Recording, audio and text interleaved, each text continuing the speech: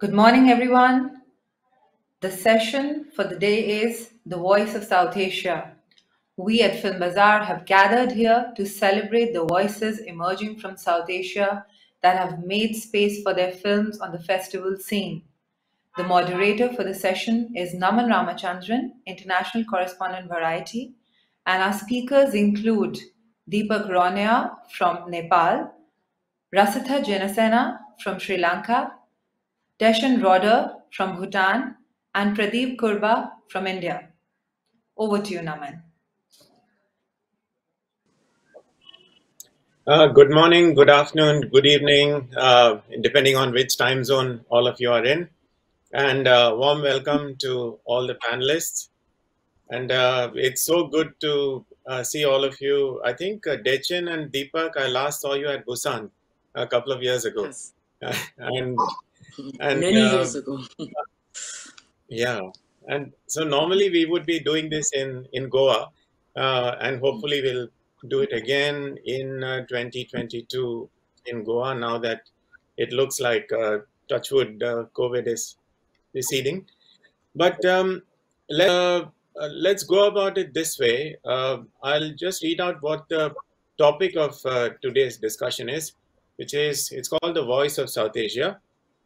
And the remit is, as consciousness about representation in participating in prominent world cinema stages, diverse voices are still finding their way beyond tokenism in those spaces. So basically, we are looking at voices that have actually broken out onto the world stage, which is why all of you are here. So what I'd like to do to begin with is go one by one, starting with Dechen, talking about what your journeys have been, and then we'll get into some specific questions. By journeys, I mean we don't have all the time in the world, so don't start from when you were born, but from your filmmaking journeys and the names of the films and which festivals you have participated in. So let's start with Dechen, then we'll go to Pradip, then to Rasitha, and then lastly to Deepak, if that's fine. So Dechen, over to you. Okay, thank you, Naman. Sorry, I just picked up a cough today only, but I hope it's clear what I'm saying. So yeah, my journey, it's been quite a long journey, I suppose. I'm sorry, I'm not fitting so well on the screen. Okay, so a long journey. I started making films about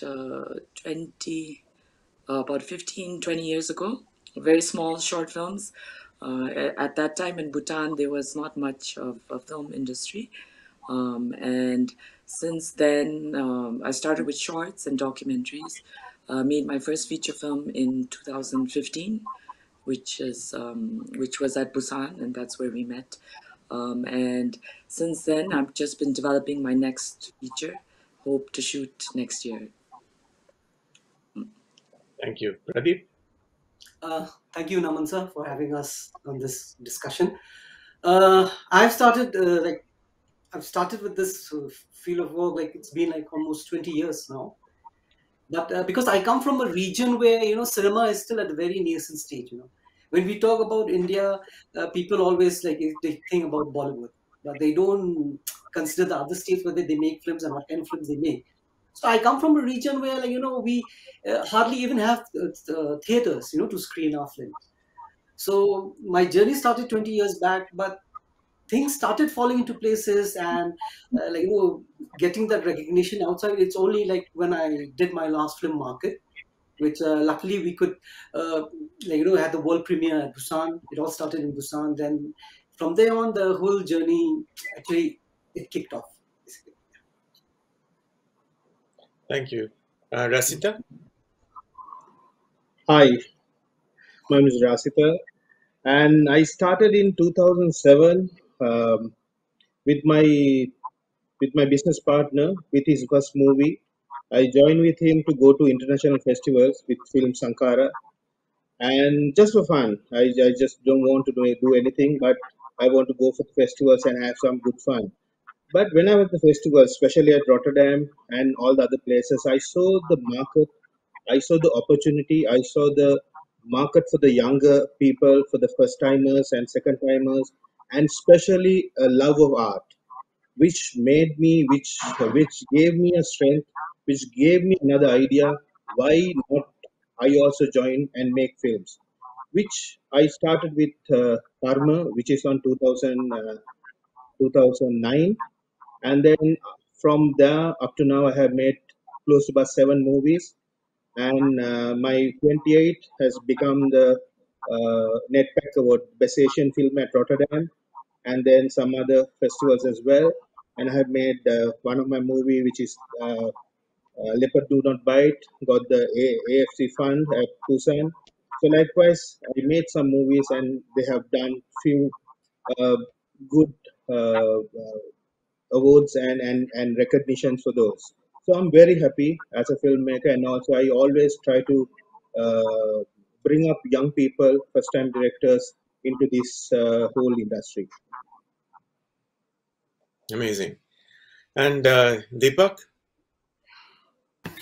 Hi, Naman. Thanks. Yeah, we met, I think, in 2018, maybe in Busan, the last time. And thanks for Goa to giving this opportunity to talk. My journey has also been very quite long. I started in 2004 as an assistant director. I used to do as a print journalist by then. I had also worked on radio. So 2004 was my turning point when I thought that writing about film is not what will bring change for me. Should start making it. So there was no film school at that time. So for me to like, only way to start was to assisting a director. And 2008 was when I made my first short film. In those years between 2007 to 2010, I worked for BBC, producing dramas.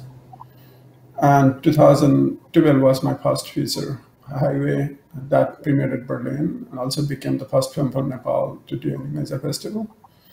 And my last feature was White Sun in 2016 that premiered in Venice and Toronto and screened around the world. I'm working on my third feature right now and also producing a couple pieces.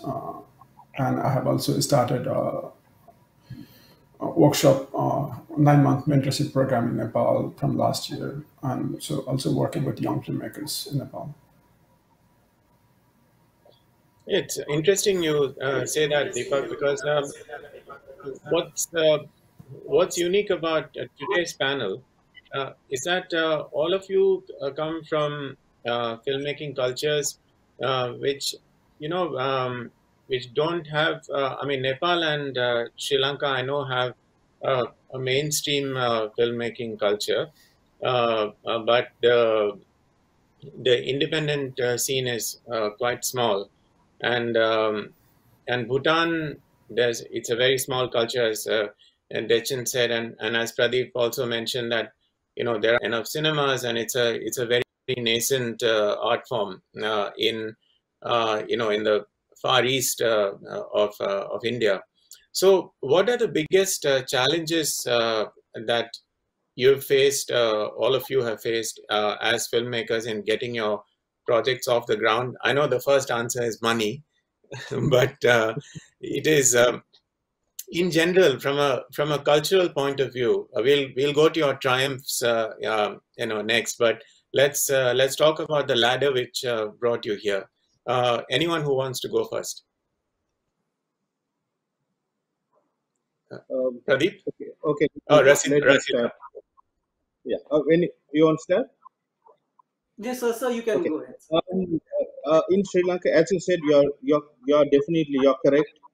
We do have a mainstream film culture, which make the money and which is the what everyone wants to watch. And then our population is 22 million population. Out of that, uh, 60 to 65% is Sinhalese, and then we have a big Tamil community, and then Muslim community as well as other Burga and other rest of the communities. So when it comes to Sinhala art movies, right, or Tamil art movies, comparatively each art loving culture or the people are smaller. The audience is very small. So when the small audience is small, it's very difficult to make a movie and make the money back. So the distributors, they don't they don't have an interest of taking your movie to distribute in Sri Lanka. So which is one of the big barriers for good art movies. But there are a lot happening in Sri Lanka for some good reason. But I can tell you, out of my 4 movies which are already released, I have not made a cent from anyone up to now. Right? No profit at all losses. But I don't know why I'm making movies. But it's my life, it's my trail. Luckily, I'm doing some other business relate to production, which I make commercials and documentaries, and I do have a production company. So it's because of that I still make movies, and because of the love. But if not, there are a lot of producers. They make the first movie, they go away. They make this maybe in another movie, they go away. But the mainstream films, they somehow they manage to survive. But the art films is very difficult. So there's a tricks that you can take it, but still, if you take a trick, first one is uh, make a smaller and spend only little money, then your quality is low. So which is also not right for art movie, right? Oh, I don't want to call it an art movie, but a good movie, or the storytelling movie, or the drama, right? So this is one of the biggest barriers what we are facing here. The number of population and the distributors, these conflicts going on.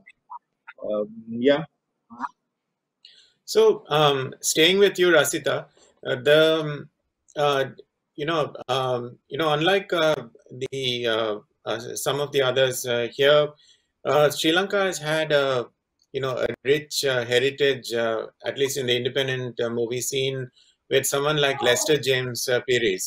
So, did did the path he laid down, did it help future generations of independent filmmakers? Like, I know, for example, Prasanna is very much influenced by him, with Hanage, I mean. And so how has that legacy helped? I guess that may be one of the main reasons. From Dr. Lester James Perez to Patiraja to Dharamsiri Bandaranayaka to all these great pioneering movie makers, they laid they concrete path for us. That's why still Prasanna Jayakodi, Prasanna Vitanage, Ashoka Handagama, Sanjeeva Kushakumara, all these great movie makers are coming up from Sri Lanka, and new movie makers also coming up from Sri Lanka. Definitely yes, but for one good reason, at the Dr. Lester James Perez time, every movie that you made and they have released in theaters, right? So there are a lot of people. We had a very good happening film history in 1970s. Out of our population, uh, 3 times of our population has watched movies. So it was the time it was booming up. So all these our great pioneering directors had made different kind of very good movies. But slowly, because of the mainstream movies, some used to make very shitty movies which take the people away from the movies, which is in the 80s, which affect to up to now. We are a small country. We had only 300 cinemas all over the Sri Lanka in 70s. But when it come to 2000, we had only 120.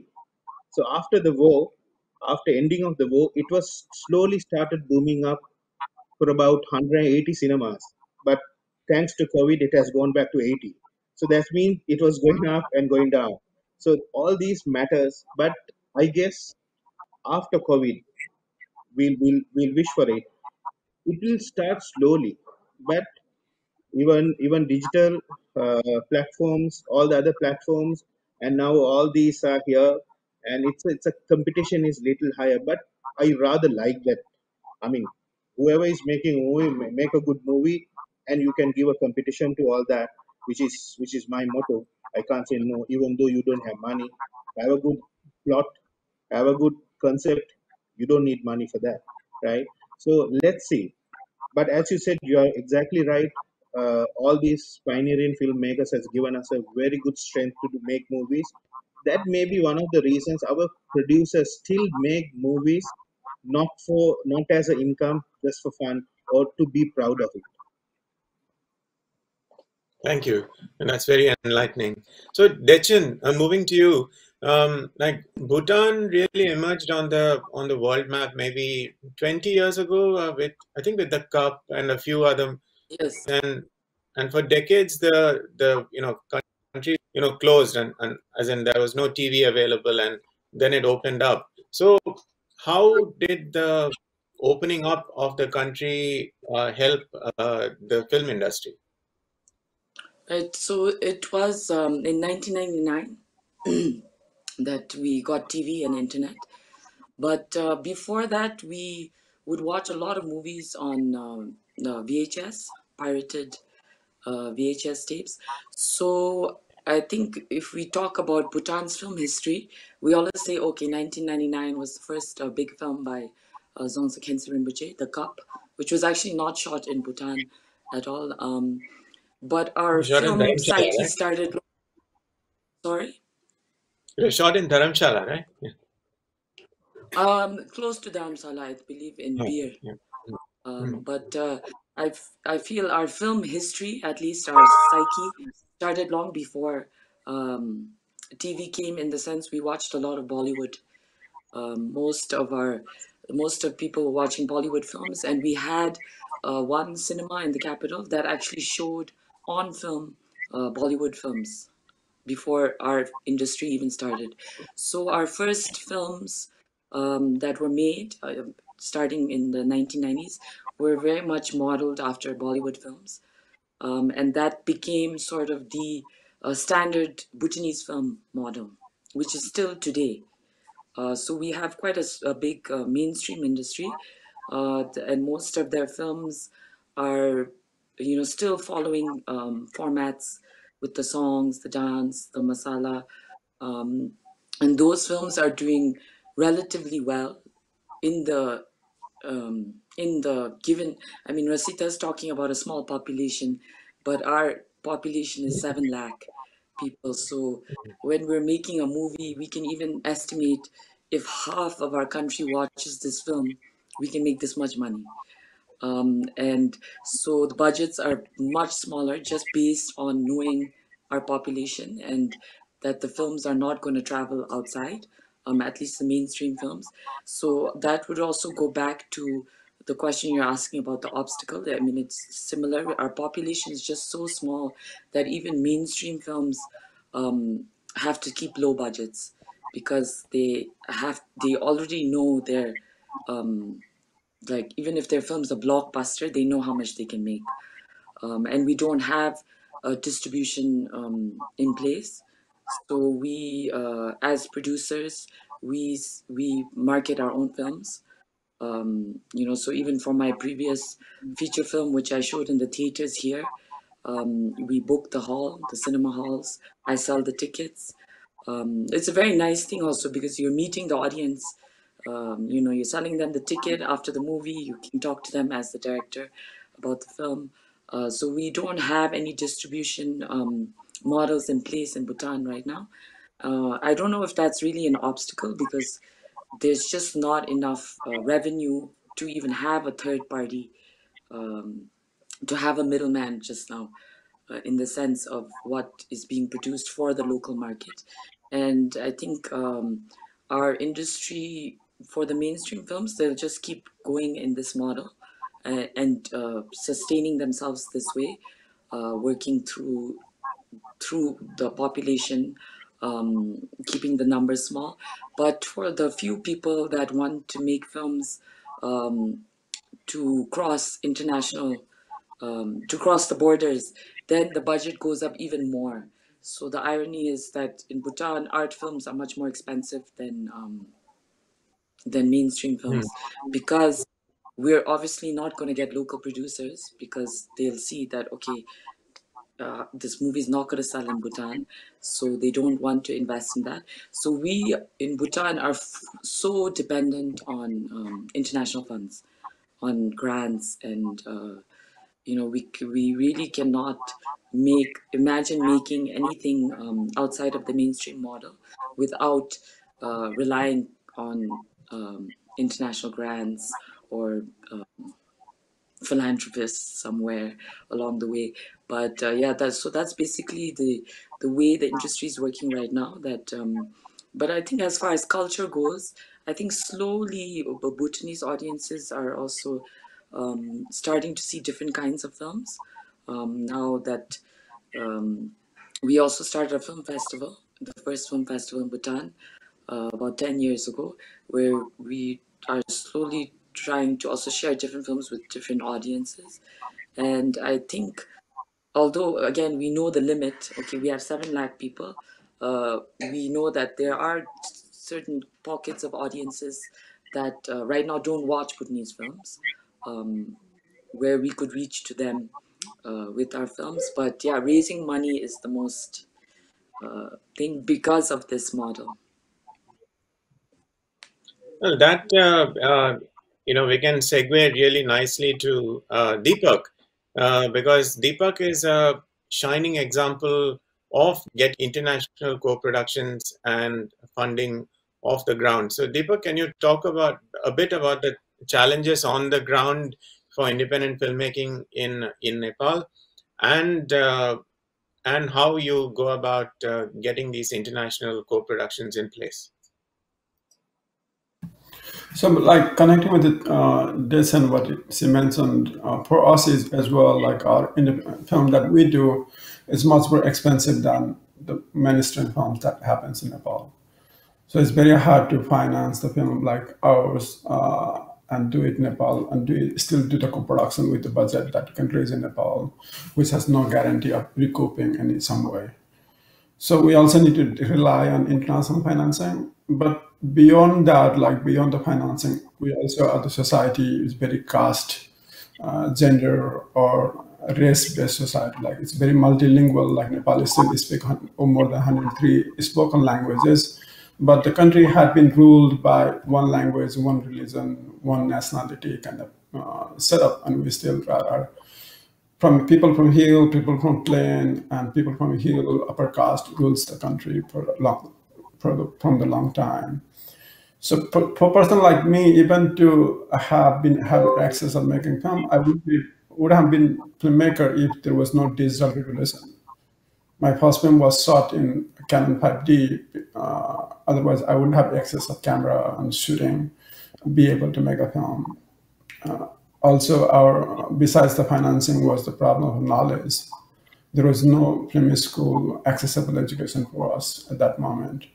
Now it's getting more, happening more now, and we're having access of cinema and people outside. I think also last 3 years, Locarno Open Door connected did Southeast Focus program. Now, Film Independent is doing the similar kind of work in Nepal. And a lot of these things happen and being able to help us connect us in some way to the international world. But when I started to make film, I didn't know like this all festival existed. I didn't know like this financing existed at all. There was 2 films before was made, which was nice and had traveled. Some of the festival was called Numapong and Mukundo. And those were the both filmmakers sitting, and Naveen was kind of inspiration for me to start working. And I had like some kind of feeling that we could bring it to the international market, and got lucky, got connected with Danny Glover's, Jocelyn Barnes' company in New York. That helped me finish my first feature, and they also helped me to finance my second feature. So now in third feature also, like we're doing the same kind of model, like we're looking for half of the private money and half grants. But it's not been like, even with the success of White Sun, is that it hasn't been the easy way of financing it, because my last film was 2016 and I'm 2021. I have not been able to shoot my third feature. I just did a short film in between. And before I started to make Highway, I was supporting myself being a producer for BBC. And now I'm back again in Zol. I'm teaching right now. I'm in the US. I'm teaching at the college, university to support myself. So it's not been easy way to survive in between, but we're still functioning in some way, finding a backup job, but helping also to others now because we raised through the hard work, hard way. Now we're thinking that if we could also give our knowledge and resources that a network that we connected this year for the young filmmaker and help them find their way in. Okay, so yeah, it's a struggle, but I can understand. So, Pradip, you're in a unique situation where, as you mentioned, India is the largest of films in the world, but everyone thinks it's only Bollywood. But obviously, in your part of the country, there is a small but emerging independent film culture. So, apart from the lack of cinemas, what are the challenges that you have faced? And for example, I know that even in other parts of India, people will ask who, where. There's a shocking lack of knowledge, about the east of the country. For them, east ends with Bengal or Assam at the most. So can you walk us through that? So the films which I make, the language, the films which I make, if I go 80 kilometers from the place I am, we don't speak the same language. So I have to stick within that particular region. And for us, the biggest challenge, fine, we talk about finance, it's always there. But for us, it's like making those films fine, but releasing them is really challenging. Because challenging in what way? Because the people prefer what is in Bhutan, Bollywood is always upfront. Then there's Hollywood films. So when me and my team or my production team, we talk about it, so we said why not start traveling with the film to these villages that watch this language? So for me, what is important now, I make films, I don't depend on the theaters. I carry my gears and all, I start traveling to those villages. So now December is coming, so I normally travel in winters. We have an outdoor screening at night, so I travel to almost 30 to 35 villages, and that's how I screen my films. And it's a very good learning process for me also, sitting with those people, Dechen has mentioned it earlier, when you're there at the theater, you get a chance to talk to your people, talk about the film. It's the same with us. After the screening, we have dinner together, we talk about the films, the kind of films they like, so that is there. But apart from all this, which we face out here in Shillong, it's like acceptance. Still, the people are not accepting films made by the local people. Some of the other filmmakers, the kind of films they make, they always say, "Oh, it's a Khasi film, it's a Bollywood film in Khasi attire." Because Dechen was saying, even Bhutan, they copy Bollywood, they have songs there, but that kind of film works for certain audience out here. So for me to balance my film, so that it connects with these audiences is challenging at times. So what I have done, when I'm not making my films, I ghost direct these films. I help some other filmmakers ghost direct, and it's fun. It's a different scenario altogether, the kind of film I make, and I'm in a different zone altogether where I'm ghost directing a film where there are 10 songs, there's an action sequence, but I enjoy doing that because I survive on that. That's the only way I survive. Whatever money I get from there, then I think about my own film. And for the kind of films I made, it's very important for us to take a backdoor entry. I mean to say, if I make the film, I release directly, people will not give importance to your film. So either you crack into some big festivals, you win a national award, then when you come back, then the people give importance to your film. So it did happen with my last film, Market. After we won in Bhutan, then people, they knew about the film. Otherwise, they didn't give any importance and they didn't know anything about the film. So that's a good segue, but let's hold that thought. Just on the subject of languages, I think we must give a shout out to Film Bazaar, who, if you look at the project selected for the co-production market this year or the works in progress, if you look at the number of different languages, some of which are extremely underrepresented, it's a great thing that the NFDC and the Film Bazaar are doing in promoting little known languages and cultures. But moving on, we've talked about challenges. Let's talk about triumphs. Ultimately, we are all, you're all in the filmmaking game because despite the challenges, because you love doing it. And so let's start with Pradip again. You just talked about market and winning the award. So tell us about some happy moments during the market journey. See, for that, you have just mentioned Film Bazaar. I'm very thankful to them because market actually started from Film Bazaar. It got selected as a Film Bazaar recommend. Then I happened to meet lots of programmers out there. So ultimately, it happened in Busan, and we won the Kim Jusik Award in 2019. So after winning that award, then the people started, knowing the region well, understanding films from our places. Because see, we are just 100 kilometers away from Guwahati, that is Assam, and we have some amazing filmmakers in Assam, Januda, Rima Das, but people know them in that place, but when it comes to our space, people hardly knows them, So now, after what happened with market, I realized one thing, that people have started looking beyond films from our places. They started looking at films from other parts of Northeast. There are filmmakers like Arbam sir in Manipur. People from our region are talking about his film. They're talking about Hauban Paban's film.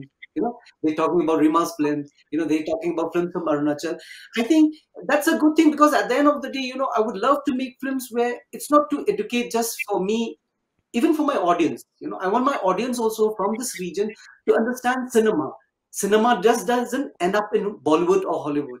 There are different kinds of cinemas also. Maybe I got introduced late to these kind of cinema, but for that I'm very thankful. By traveling with this film to other parts of the country or to other festivals, I got to learn more.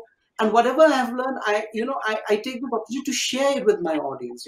That the only way to share with them is watch the film with them, talk about it, and start encourage them, you should start supporting these kind of cinema also at the same time. Amazing. So Rasitha, coming to you, can you tell us about some of your triumphs? You mentioned the winning in Rotterdam. How was that? And is that a validation of all that you worked hard for? Of course, of course. I like to tell you three things which made me really happy with when as a film producer, and also I may have to set up a new goal now, right? I always dreamed uh, three things. One, I always wanted a very good international award for one of my movies.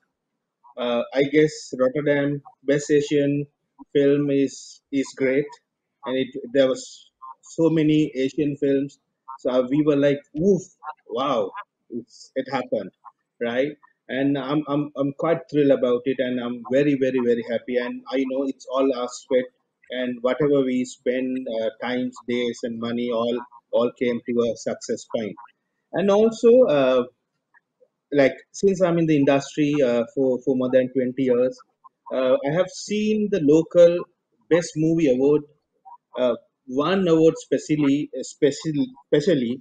national national award for film, which has a very nice lion award, which I always wanted.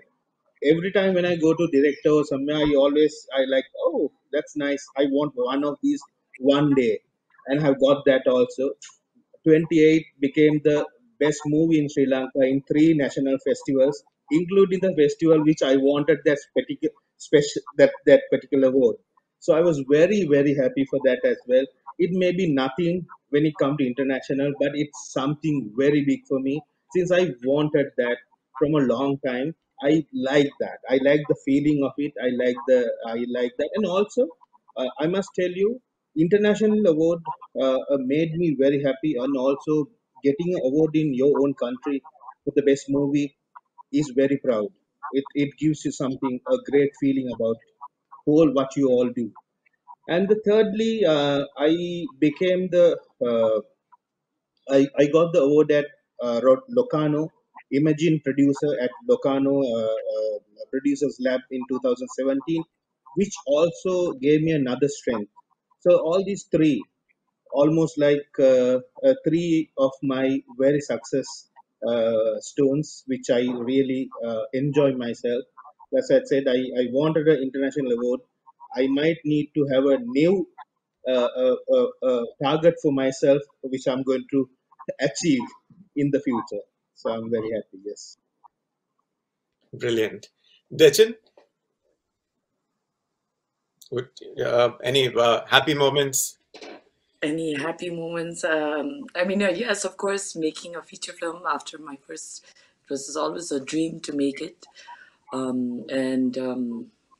Yeah, I wouldn't say it was necessarily happy that to getting there, and even the after thing, because it was very, very stressful. Also because I was producing it for the first time when we don't have producers actually in Bhutan.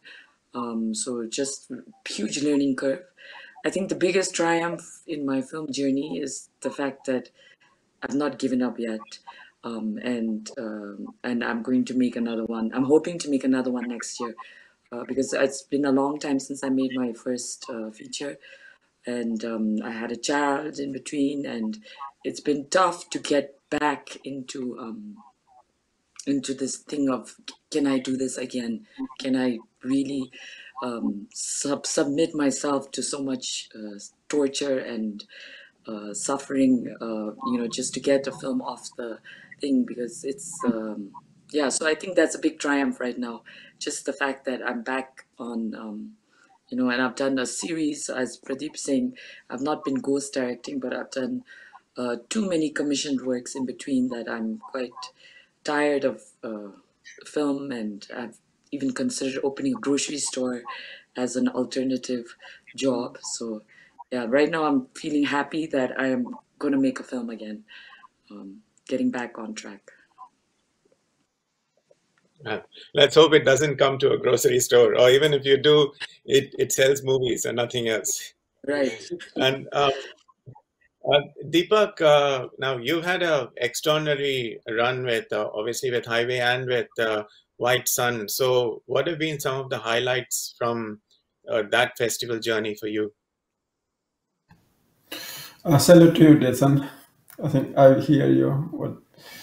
For me, it started at home in 2008 when we did our first short film. Kathmandu, like Nepal, only have a mountain film festival, and we shot in plain, which is very cultural, about two women encountering each other. But they accepted it, and they opened the festival in 2008 with our short film called Choket.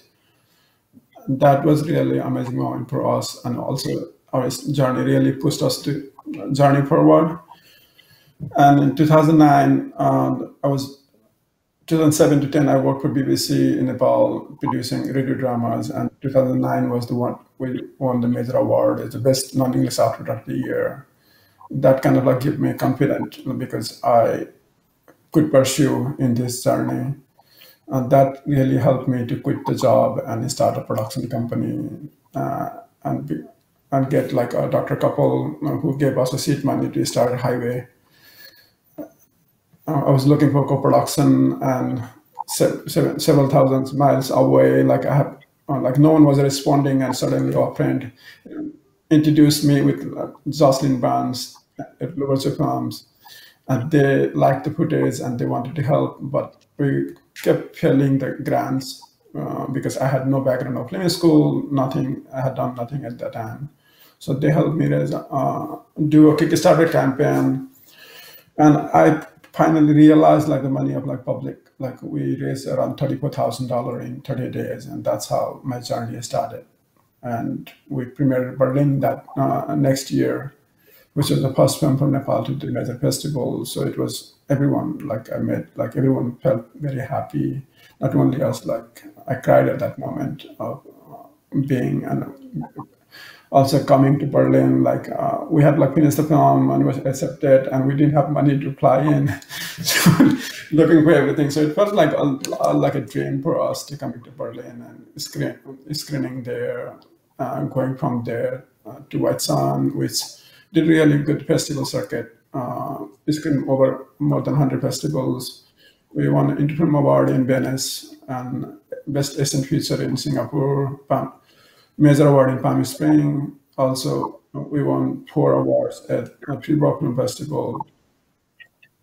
That kind of really like was an amazing moment. So, but like coming back to, I think Pradip was mentioning earlier, it has been always like the back door that we talk about. Like you get something outside and it becomes really celebratory in your country. Like one writer, Paulo Coelho, tweets about the film, and it's really a big thing in Nepal. New York Times writes about it, and it's really a big thing in Nepal. But if they don't write to you earlier, then I think you get dismissed with the idea. But I think saying what makes me proud and happy is that journey in the last 10 years has changed a lot. So a lot of young filmmakers would mention it now. A lot of people would recognize it now. And one of the silver lining of COVID has been that people stayed home and watched a lot of films. So I was in New York and feeling happy that pirated copy of White Sun was being circulated among between congresswoman, congressman, and like a lot of people were in the house, and a lot of intellectuals were watching pirated copy and tweeting about it, and we were silently like watching it, and like young people were watching and making videos and audio and like talking about it over YouTube and other channels and posting it. So that feels like all that bringing that sense, the moment that we were looking for, and it feels happy about it. Any moment gets talked and watched in Nepal.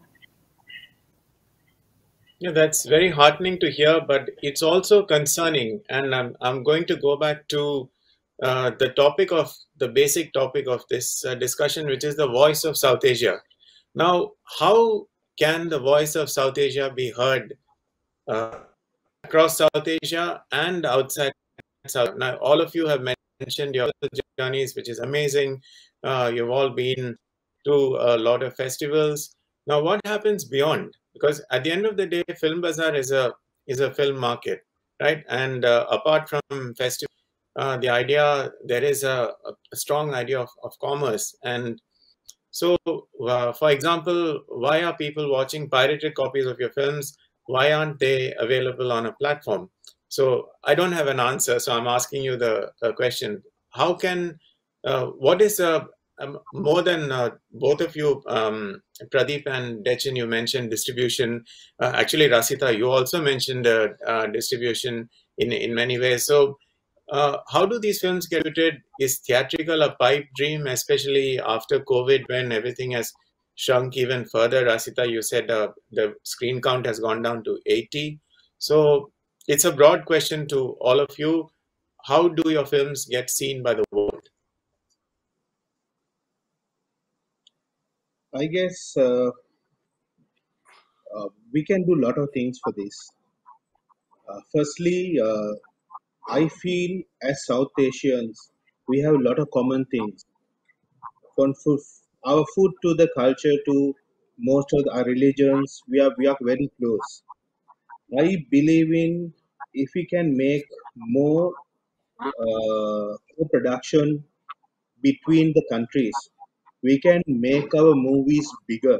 Audience are bigger, right? We have 22 population. You have 700,000 population. You have another 30 million population. We'll make everything together and make a bigger population for one movie. All my movies, I always had 2 to 3 producers on board. Mainly, I'm the producer, but others more like investors. But I will always make sure I share the uh, things with them, right? So let's share the profits. Let's share the I mean even the losses. Let's share the benefits. Let's share everything, but make it bigger within us. That's one way we can make our market bigger. within our country is recent. It can be bilingual films which make Sinhala, Hindi, Telugu, Malayalam, Nepali, and whatever. Just um, uh, make it sound bigger.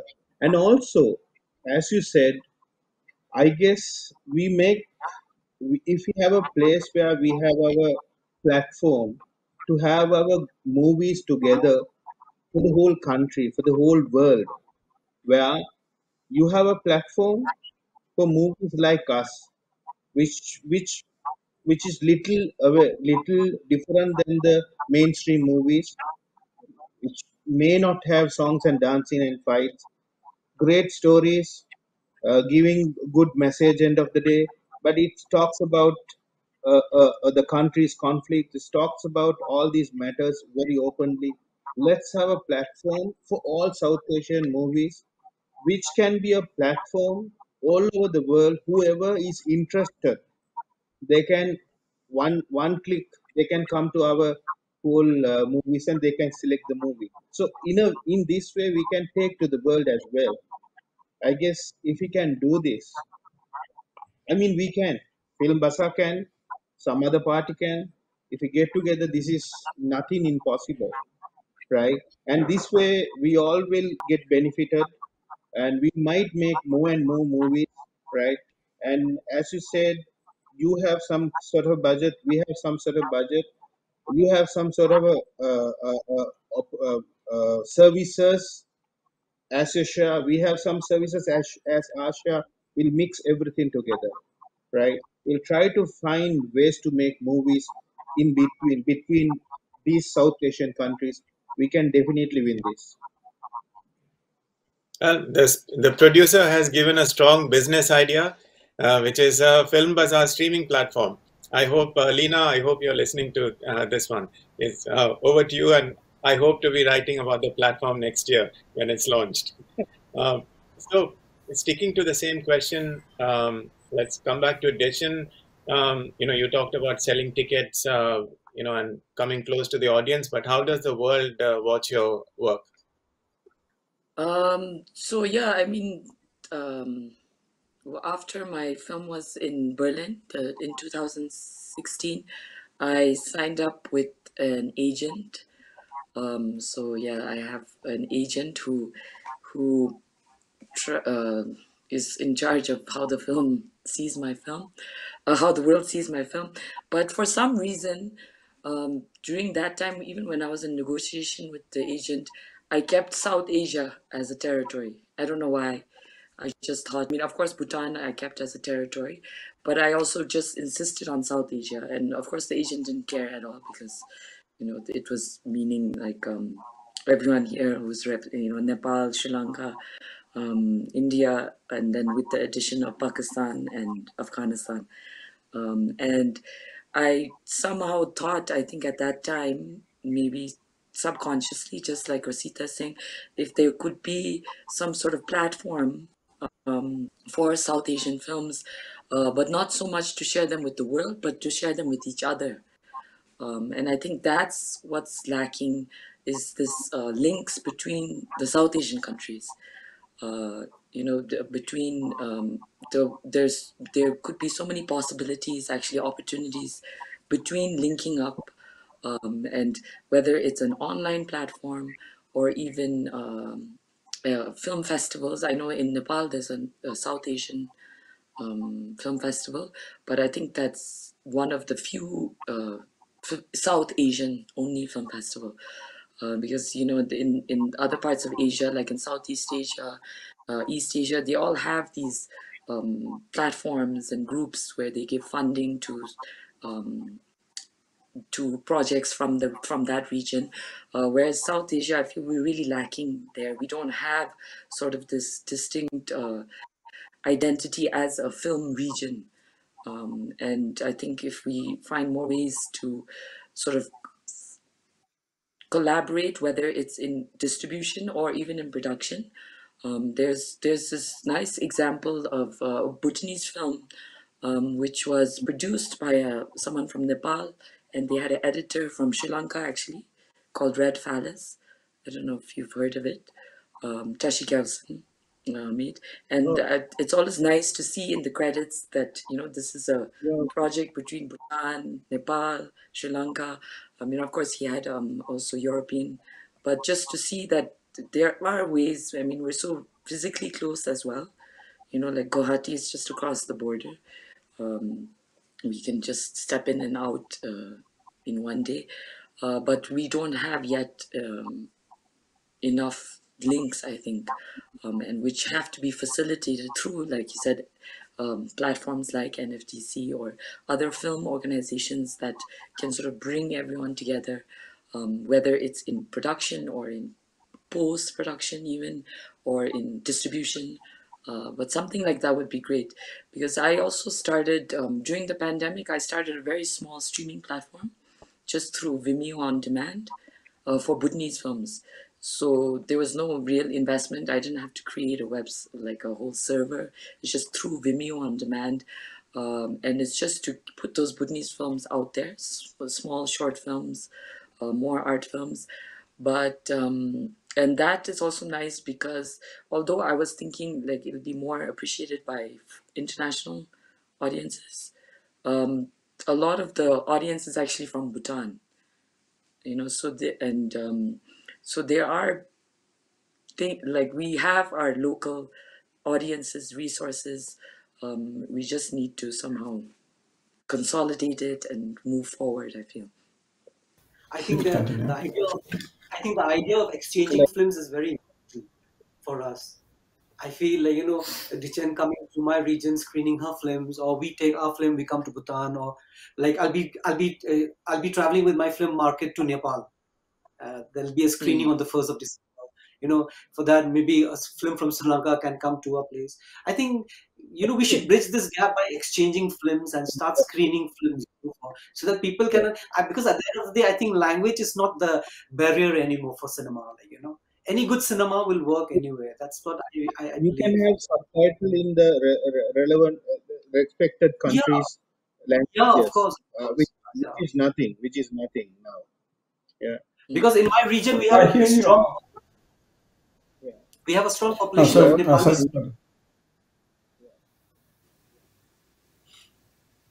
I mean, we should try these things very often. Yeah. On our own.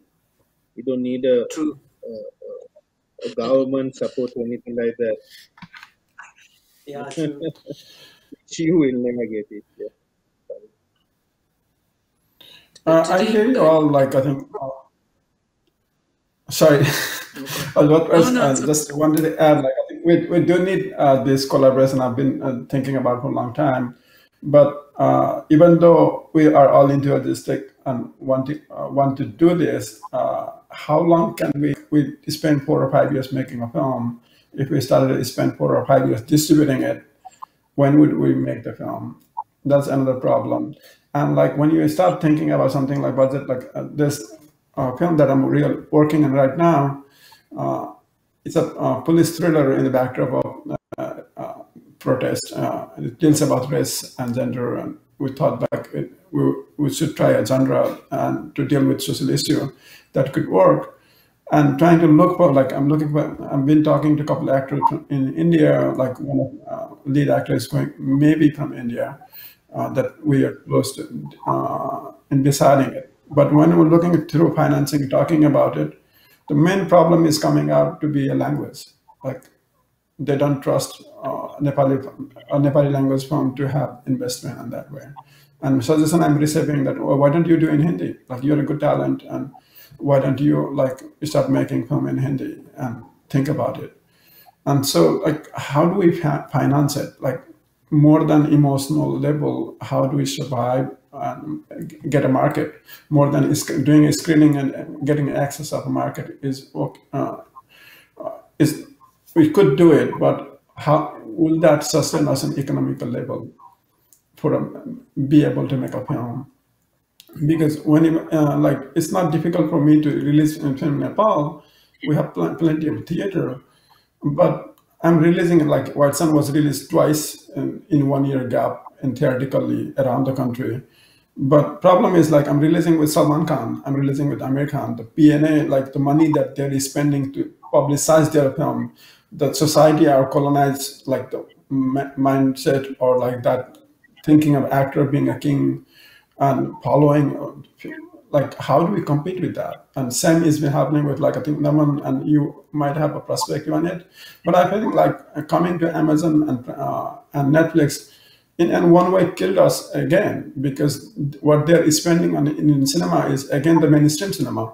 They're promoting not promoting the cinema that we've been working on, we've been trying to make it. What they're spending more on is and focus on is in Hindi language or sometimes even English language, very common, like what Bollywood was pushing for a long time, and they're doing the same thing. And our DVD market is killed. Streaming market will be, even if we start something, it's very hard to promote and reach out to audience. Like I'm in the US and I see people's frustration, like how many channel they can log into, how many channel they can get a subscription of. It's not easy for people. Like how can you do it? Prime, also Netflix, also Disney, also the other one, like they can't afford to do it. And people like in India and Nepal and our region already have Netflix, already has Amazon, they're accessing with it. And asking them to log into new channel again to watch the film won't be easy promote. So it's not, I think it's not easy fix that I feel like, and that I feel frustrated with.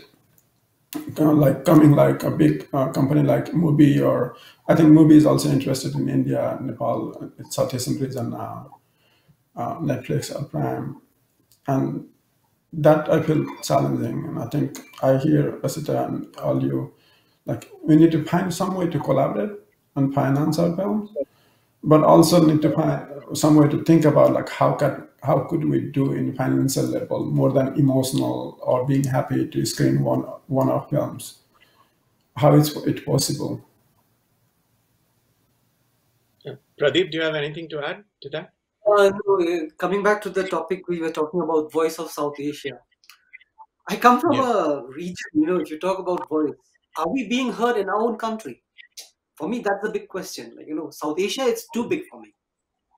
Are we being heard in our own country? A Khasi film, I cannot screen it in Kolkata.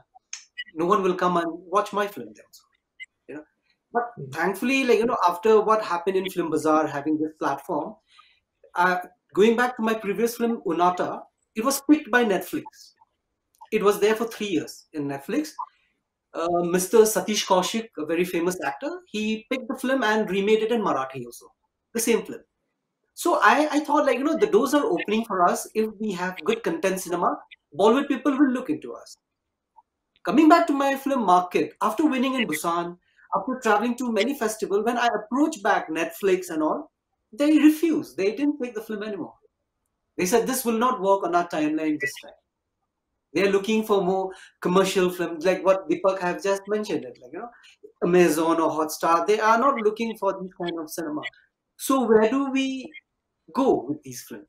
Where do we cry? You talk about movie, fine, we have movie, but are they paying you well? The kind of offer that they're giving it to you, it's like, it's peanuts. You cannot survive with that kind of amount.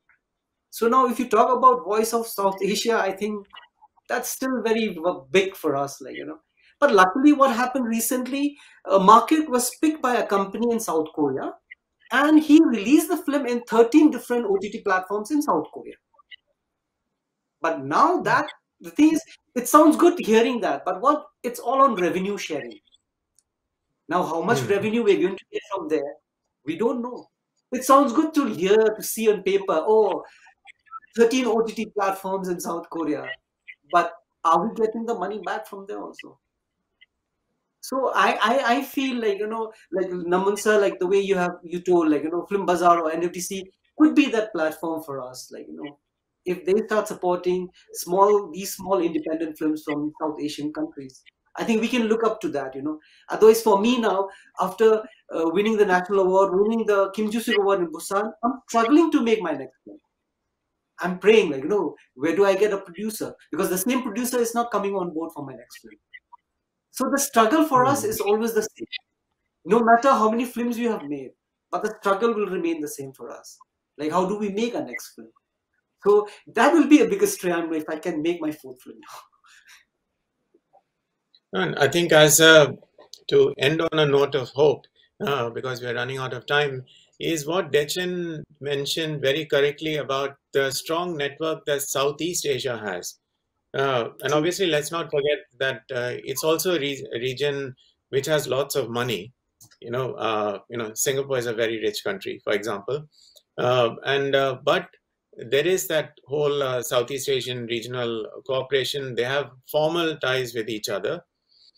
Here, I think with South Asia, is that we have one organization like the NFDC, which is doing a great job in bringing everyone together. But I think it can be escalated one step further to join up the government audiovisual policies, because there are individual co-production treaties in place with countries, but if there is a SARC, I mean there used to be a SARC audiovisual policy. So maybe it's time to enhance and dust off the SARC policy, and then the South Asian lions and tigers and peacocks can roar again, right? Yeah. So on that note, thank you so much. I thank all of you, and with different time zones. And thank you, NFDC. Thank you, Film Bazaar. And hopefully this is the last time we are doing a Zoom, because I can't wait to be back in Goa and seeing all of you in person. Thank you. Thank you. Yeah, me too. Thank you. Yeah. Thank you very much. Thank you.